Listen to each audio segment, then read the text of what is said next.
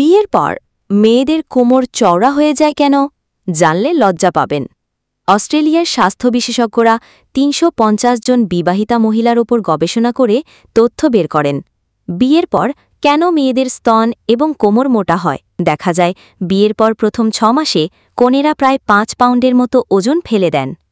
পর্যবেক্ষণ করে দেখা যায় যারা বিয়ের সময় সুন্দর দেখাতে নিজের ওজন অনেক দ্রুত কমিয়ে ফেলেন, বিয়ের পর তাদের ওজন দ্রুত বেড়েও যায়। এটা প্রায়শই দেখা যায় যে মেয়েরা চায় বিয়ের সময় তাদের দেখতে ছিপছিপে এবং কম বয়সী লাগুক। এই কারণে তারা বিয়ের কয়েক মাস আগে থেকেই কঠোর ডায়েটে চলে যান।